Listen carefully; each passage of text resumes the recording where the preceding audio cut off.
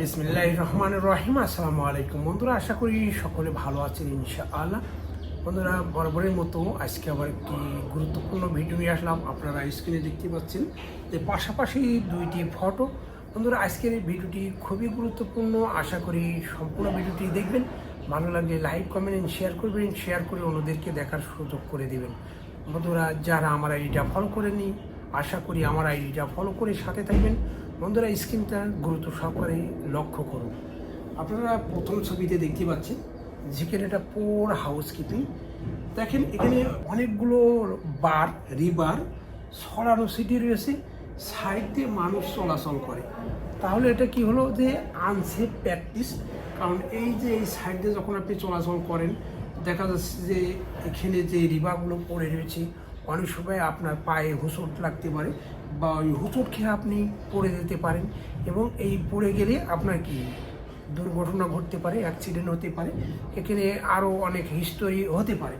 যাই হোক, এখানে এই সমস্ত আনসেফ প্র্যাকটিসকে এড়িয়ে আমাদের কি করা উচিত, যে আমাদের দেখেন এই ছবিটা, এই জায়গাটা ক্লিন করে সুন্দর করা হয়েছে, এবং দেখেন কোদাল মেরে চাঙ্কু মেরে জায়গাটা লেবেলিং করা হয়েছে।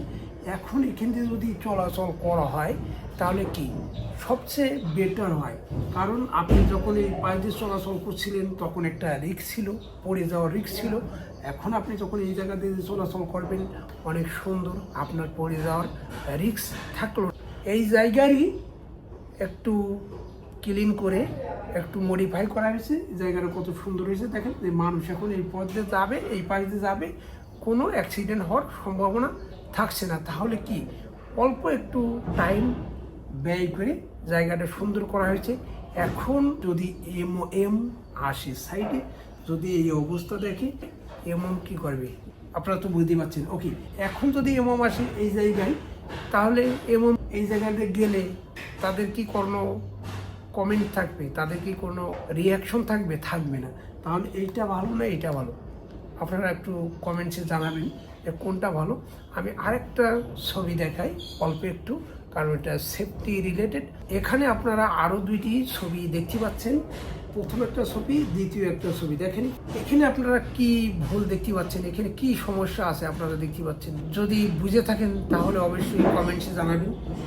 আমি একটু বলি, এখানে ব্যারিকেড আছে, ডবল লেয়ার ব্যারিকেড আছে, টো বোর্ড আছে, এই সাইডে দেখেন টো বোর্ড আছে, কিন্তু এই কিন্তু অল্প একটু জায়গা, এই কিন্তু অল্প একটু জায়গায় মিসিং টো বোর্ড। এই মিসিং টো বোর্ডে কি অ্যাক্সিডেন্ট হতে পারে? কিভাবে হতে পারে? এখানে এর উপরে আরও কিছু জিনিসপাতি ছিল, সেগুলো ক্লিন করা হয়েছে। মনে করেন যে এখানে এটা একটা ইটের টুকরো বা পাথর বা স্টোন, একজন লোক চলাচল করছে, এই চলাচল করছে তার পায়ে, বা সে একটা জিনিস মেটেরিয়াল রেখেছে, তার আঘাতে এই জিনিসটা এখান থেকে গড়িয়ে এই পায়ে দিয়ে, এখানে তো টোবোর্ড নাই, এই জায়গাতে নিচেই পড়লো।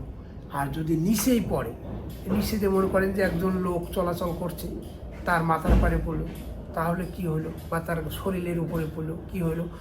মনে করেন যে যখন উপর থেকে একটা জিনিস পড়ে তার ওয়েট কিন্তু বেড়ে যায়, এখানে একটা দুর্ঘটনা ঘটতে পারে। ওকে, এখন দেখেন এই জিনিসটা এখানে পড়লো, ডাইরেক্ট পড়লো না, আরেকটা জিনিসের পারে পড়ে বা হিট করে এই জিনিসটা ফ্লাই হলো, লাভ দিল, লাভ দেখি অন্য একটা বাসার গিলাসে যে লেগলো, তাহলে কি তার বাসার গিলাসটা ভাঙলো, বা সেখানে যেও একটা অ্যাক্সিডেন্ট হতে পারে। কিংবা রোডের সাইডে গাড়িতে যে লাগতে পারে, গাড়িতে লাগলে কি হবে? গাড়ির গ্লাস ভাঙবে, কি বড় ধরনের জরিমানার সম্মুখীন হতে পারে। এখানে অল্প একটু কাজ, সামান্য অল্প একটু কাজ। দেখেন এই ছবিতে আপনারা দেখতে পাচ্ছেন যে এই ব্যারিকেডের ভিতরে কি এখানে একটু কালো কালার দেখাচ্ছে। এই কালো কালার কি, এখানে যে গ্যাপটা দেখতে পাচ্ছেন, এই গ্যাপটা এই কালো কালার প্লাইউড দিয়ে বন্ধ করে দেওয়া হয়েছে। তাহলে এইটা ভালো না এইটা ভালো? আপনারা একটু জানাবেন। এখন যদি এখান থেকে কোনো মেটেরিয়ালস এখানে পড়ে, তাহলে এইটা দিয়ে নিচেই পড়ার আর সম্ভাবনা নেই। এই জায়গার বা এইটার বলে টো বোর্ড। এই টো বোর্ড মানে ফলিং অবজেক্ট প্রিভেন্ট করে, যে এই জায়গা দিয়ে যদি আর কোনো জিনিস না পড়ে তাহলে কি নিচে আর কোনো অ্যাক্সিডেন্ট হওয়ার সম্ভাবনা নেই। এখন মনে করেন যে এমওএম ইন্সপেকশনে আসছে, এবং এই জায়গায় কি করেছে, এই ফলটা ফিস, এই ফলটার জন্য কি হতে পারে, জরিমানা হতে পারে, পারে কি না?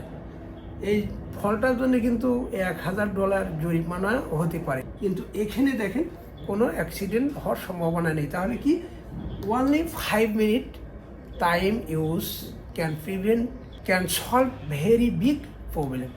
এখানে only 5 মিনিট কাজে বড় ধরনের সমস্যা থেকে রক্ষা পাওয়া সম্ভব। যাই হোক বন্ধুরা, আমরা অবশ্যই কর্মক্ষেত্রে সেফটি মেনে কাজ করব। ছোট ছোট জিনিসগুলো অবশ্যই নজরে আনবো। আমি যদি হেল্প করতে না পারি অবশ্যই সুপারভাইজারকে জানাবো বা কর্তৃপক্ষকে জানাবে, তারা অ্যারেঞ্জ করবে। এটা আমাদের সবারই দায়িত্ব। যাই হোক বন্ধুরা, সবাই ভালো থাকবেন।